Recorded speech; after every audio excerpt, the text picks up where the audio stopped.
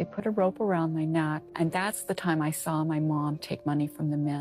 For many years, people either didn't know or didn't believe that ritualistic satanic abuse goes on in the upper echelons of society, much less amongst our stars, politicians, and people that we look up to. In this video, we are going to look over the history of ritualistic satanic abuse, why it takes place, and we are also going to recount the stories of the victims and survivors of this satanic process.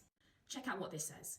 It was apparently only during the Babylonian exile, about 586 BCE to 500 BCE, and the following Second Temple period, 500 BCE to 70 CE, that Judaism progressed from the belief that Yahweh, which is one of the many names of the biblical God, is the only God that should be worshipped, to the belief that he is the only God that exists. The Israelites were not monotheists, but actively engaged in idolatry and worshipped many foreign non-Jewish gods besides Yahweh and or instead of him. And we can see examples of some of these other gods that were worshipped, such as Baal, Astarte, Asherah, Chemosh, Dagon, or dragon in other words, Moloch, and Tammuz. So if you look at the first name, Baal, this is one of the most common names for Satan. Moloch is also another very common name for Satan.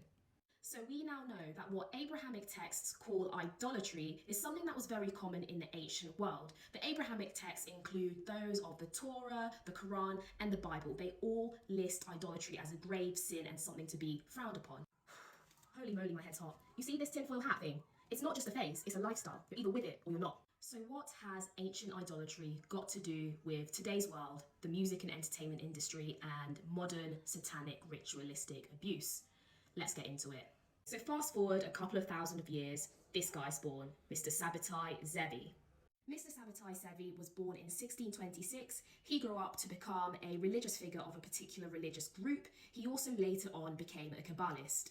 Sabbatai Zevi believed that he was the Messiah. He was also proclaimed a Messiah by someone called Nathan of Gaza in 1666. As Mr. Zevi's confidence grew, so did his following. He amassed close to 1 million followers in those days, which in that time was absolutely crazy. To have almost 1 million followers was just simply unheard of. He then created his own religion called Sabbatean Frankism. Mr. Zevi's growing power and influence at that particular period of time greatly upset the Sultan who ruled that area. So much so that he sent Mr. Zevi a warning which stated, either you convert to Islam or you're put to death. Mr. Zevi decided to convert to Islam, taking almost 1 million of his followers with him. A lot of the followers who converted into Islam brought their ideologies and beliefs with them. Some split off into factions, making their own versions of the religion. However, the worst version of the religion was produced by those who fled to Turkey. This particular faction of Sabbatean Frankists believe that there's a Messiah still to come, and in order to speed up the coming of this Messiah, they must do a lot of evil, as to use up all the evil energy in the world to force the Messiah to come back.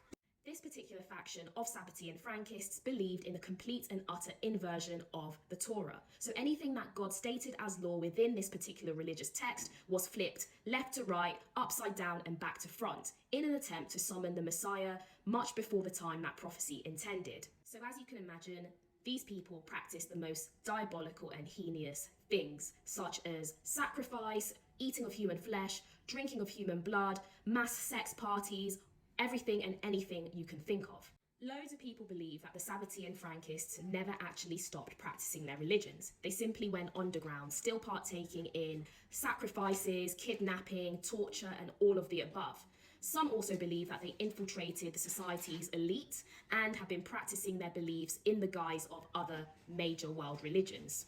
Let's listen to some of the testimonies of the survivors who've managed to escape the modern day Sabbatean Frankists, which run the society, which run our music industry, which run maybe our churches, those who are within our families. They are everywhere, underground, behind the scenes, pulling the strings. Let's also take a look at some of the weird Sabbatean Frankist practices that are interlaced within HOLLYWEIRD as of today. Let's take a look. They put a rope around my neck, and that's the time I saw my mom take money from the men. So it was sex trafficking. And I really wondered if I was going to die, but my mother didn't care. That was the hardest part, because I just looked at my mom and I wanted her to care. I was really, really badly physically hurt, and she just didn't care. Are you telling us the truth? If this isn't true, I mean, you can do anything you want with me, but it's true. What were they doing to you? Molesting me, What does that mean? What does molesting you mean? touching us in places we don't want, and then they would like threaten us like, oh, you don't say a word else we're gonna come to your house and kill everybody except for you, and we're gonna send you to the devil and everything. Oprah's favorites. She says it's a miracle fountain of youth and her magic wrinkle cure. So I'm going to put a little on your hand. I'll do that. Oprah did. Yeah, Oprah did it. All right, so here, we're going to rub it right in. How come it's red? I'll show you in a sec, Steve. So this is made from growth hormones of human Look, the foreskin. wrinkles has just disappeared.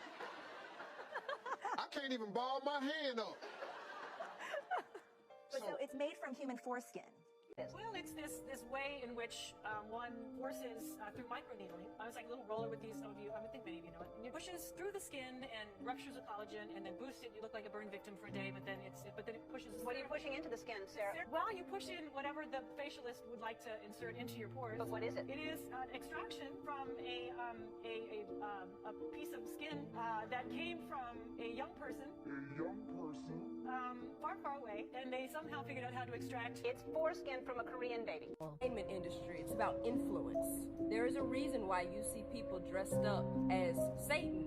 Full-on visuals of Satan, people dressed as Satan, dressed as a demon, got upside-down crosses all on their clothes or pentagrams on their clothes. People think that this stuff is just a game. No, there's a reason why the entertainment industry is doing that, y'all.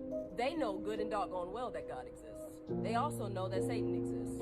They're just counting on the fact that y'all don't know that. But either way, the things that you take in, that they're feeding you, those things affect you, whether you realize it in the moment or not.